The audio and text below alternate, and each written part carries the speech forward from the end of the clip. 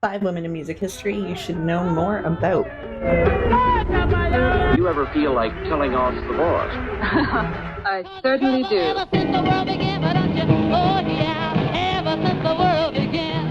And I felt as though if I came with a concept like this, either it was going to hit or it was going to miss. And I really felt strong about it, that it was going to be a hit.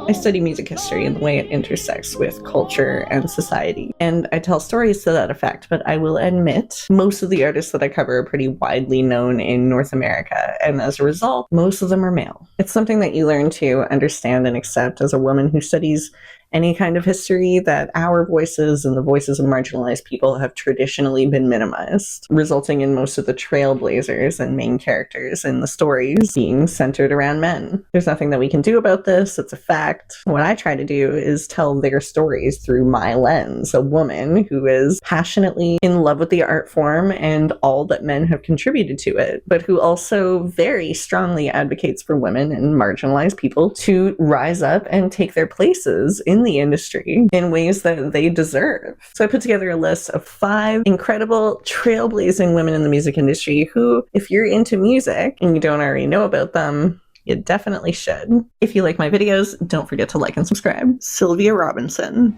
the mother of hip-hop. Hip-hop as we know it today was an intersection of blues, jazz, reggae, funk, and other kinds of black music that was prevalent in the 70s and early 80s. And Sylvia Robinson was a large contributor to that development with her co-founding of one of the original and most influential hip-hop record labels, Sugarhill Records, and in producing one of the first commercially successful hip-hop tracks, Rapper's Delight by the Sugarhill Gang in 1979. Sylvia was born in Harlem in 1936, and she began her career as a singer when she was just 15 years old. In 1957, as part of the duo Mickey and Sylvia with guitar player Mickey Baker, Sylvia had her first hit record with a song called Love is Strange. Love is strange, which became a classic in doo-wop and rhythm and blues. Later in the 60s, she married Joe Robinson, and in 1979, they co-founded Sugarhill Records, a label which would become synonymous with the birth of the genre because it was the first in New York to provide a space for these up-and-coming hip-hop artists to make their music and have it distributed. It was Sylvia who discovered the Sugarhill Gang and named them after a neighborhood in Harlem where the record label was based. She'd seen their live performances, and she wanted to record them and somehow find a way to retain the energy and the style that the artists were emanating. It was something totally new, and she was essential to the crafting of what would become the blueprint for all hip-hop recording going forward. She produced and released the song Rapper's Delight, which is commonly considered the first widely successful hip-hop track. Hip hop, the hip to the hip hop, you don't stop. Rock it to the bang bang. I says, what is this? I says, okay, I tell you what. I marry the 3 of you together. You meet me tomorrow at the studio, and that's how the Sugarhill Gang started. 3 years later, Sylvia and her label would help produce The Message by Grandmaster Flash. On the stage, you know they just don't care. I can't take the smell, can't take the noise, got no money to move out, I guess I got no choice. A song that was foundational for the development of hip-hop into a genre known for social consciousness and activism. Sylvia was one of the key players of the industry who saw the potential for hip-hop to become a mainstream massive success and become a global phenomenon, and of course she was right. She saw hip-hop as more than just a style of music, but a way of life. And at a time when there were very few women in positions of power in the music industry, let alone black women, Sylvia invented her position and then made everybody else solidify it.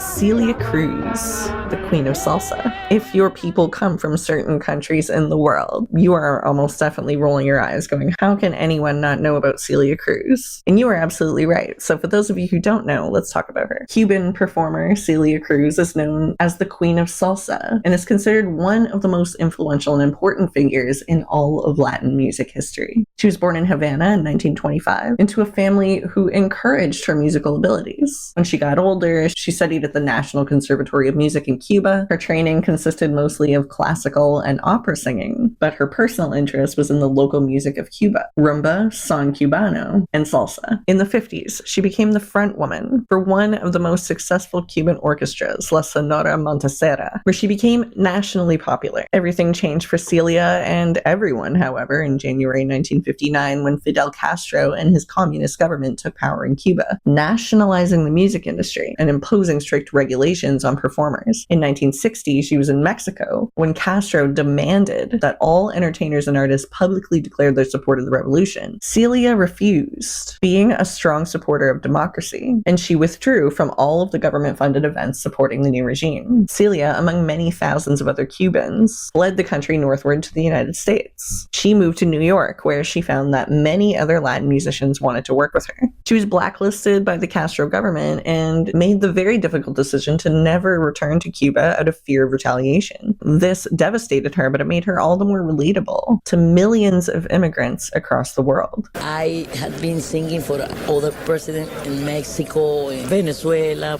Santo Domingo, but now it's an honor for me, and I am very glad to be the representative of Cuba. No sé qué tiene tu voz, que fascina. No sé qué tiene tu voz, tan divina. And with the influx of not just Cuban people, but Puerto Ricans, Mexicans, Dominicans, and many others to the United States during this time, Celia Cruz came to represent the struggle of the Latin Americans to maintain and celebrate their cultures as new immigrants. She helped popularize salsa music and became an icon in the history of Latin music. He's never on time, he's always late, he's a mean man.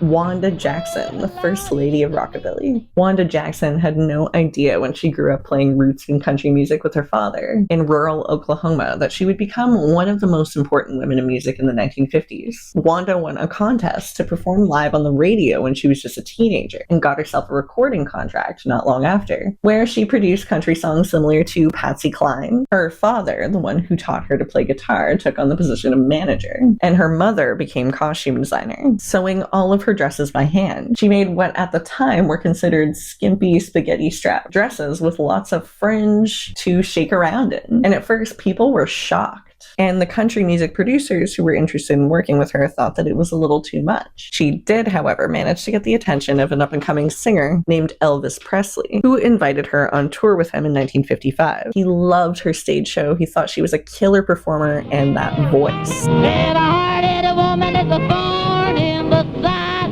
of a man.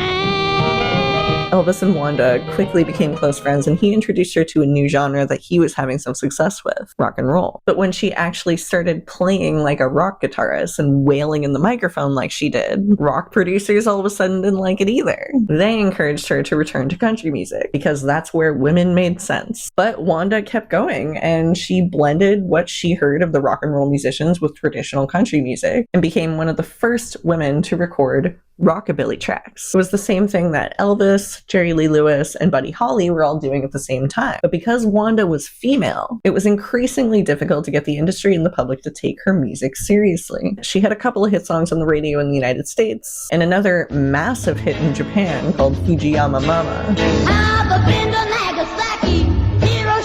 making her a bigger star internationally than in the United States. At the end of the 1950s, when everything changed again in both music and culture, Wanda decided to turn her music in a more spiritual direction. But she would always be known to those who knew as the First Lady of Rockabilly.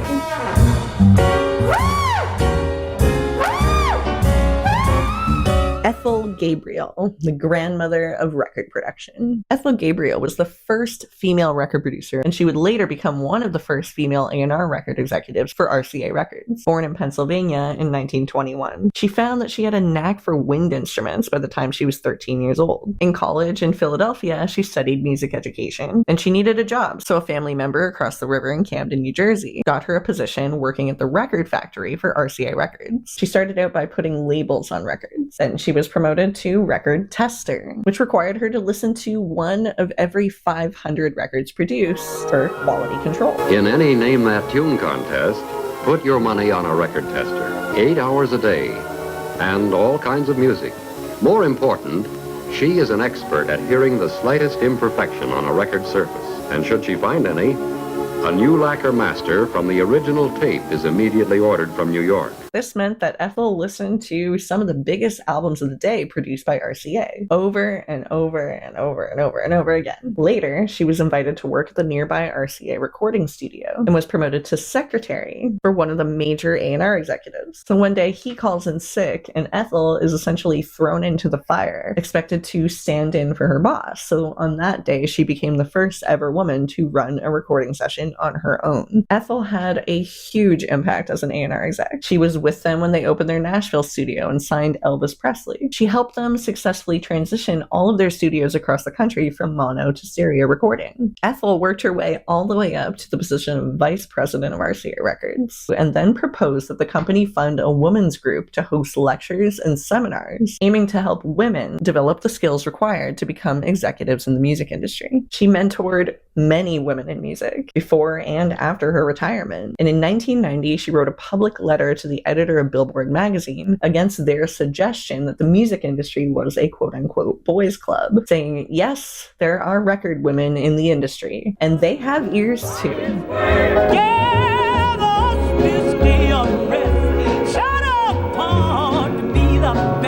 Mahalia Jackson, the queen of gospel song.